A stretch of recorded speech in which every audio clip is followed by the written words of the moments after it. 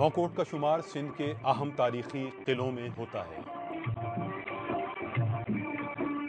ये किला जिला मीरपुर खास के शहर नौकोट से 3 किलोमीटर के फासले पर वाक़ है और यहीं से मुल्क के सबसे बड़े सहरा थर का आगाज होता है। ये किला सिंध के तालपुर हुक्मरानों ने 1814 में तामीर किया था। नौकोट किला छोटा सा है। ये 18वीं सदी में मीरों ने बनवाया था। दीवारें के पक्की ईंटों से बनाई गई हैं और इसमें जो है वो मिट्टी इस्तेमाल की गई, क्योंकि सीमेंट तो कम इस्तेमाल होता था। मिट्टी से गारे से बनाई गई। इस किले की लंबाई 366 फीट और चौड़ाई 318 फीट है। इसकी तामीर में पक्की ईंटों, चूने और गारे का इस्तेमाल किया गया है और हर दीवार की मोटाई 4 फीट और लंबाई 9 फीट है। दरअसल ये एक जंगी किला है। ये मीरों ने बनाया है, 18 सदी में ये बना हुआ है। ये उन्होंने मतलब एक किला यहाँ से गुजर था डेजर्ट में आने का, तो उसके तहफ़्फ़ुज़ के लिए ये किला उन्होंने बनाया, बहुत महफूज है। किले के दरमियान एक बहुत बड़ा मैदान है जिसमें उस वक्त के हुक्मरान अवामी दरबार लगाया करते थे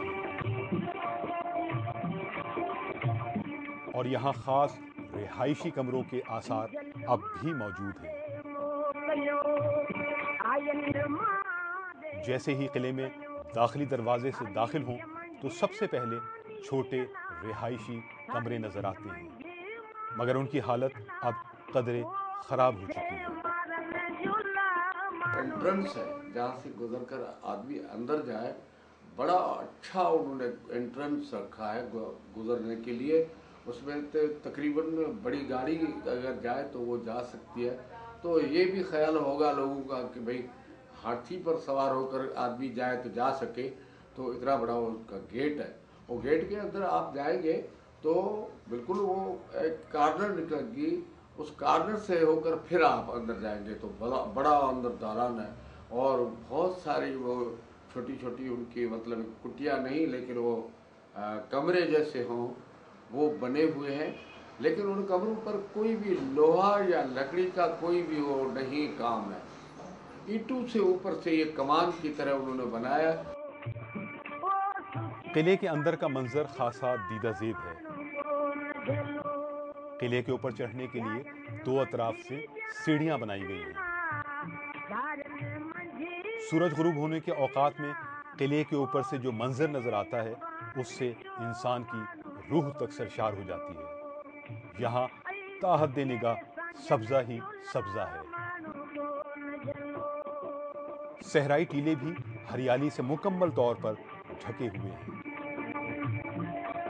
और वो ऐसा दिलफरेब नज़ारा पेश करते हैं कि इंसान खुद को वादी कश्मीर में महसूस करता है और दिल करता है कि घंटों किले का ये खूबसूरत नज़ारा चलता रहे, देखने वाला इन्हीं मंजरों में खो जाए। आसार कदीमा की अदम दिलचस्पी की वजह से आहिस्ता आहिस्ता ये किला अपनी शनाख्त खो रहा है। किले के ऊपरी हिस्से में जगह जगह बड़े बड़े गड्ढे पड़ गए हैं। ऐसा लगता है कि दीवार का ऊपरी हिस्सा मैनहोल की तरह खुला हुआ है और किसी वक्त भी ये दीवार गिर के दो हिस्सों में तकसीम हो जाएगी। हुक्काम का कहना है कि बारिशों के बाइस किले की दीवारों की हालत सख्त खराब हो चुकी है। कंडीशन अच्छी है, इतनी बुरी नहीं है वहाँ, लेकिन क्योंकि बारिशें पड़ती हैं तो ज़ाहिर नुकसान तो होते हैं। आसार कदीमा को नौकोट की हिफाजत और मुरम्मत के लिए फौरी इक़दामात करने चाहिए। इस अहम और तारीख़ी वरसे की हिफाजत और तज़ीन व आराइश का मतलब ये है कि हम अपनी तारीख़ को महफूज करने में कामयाब हो गए हैं।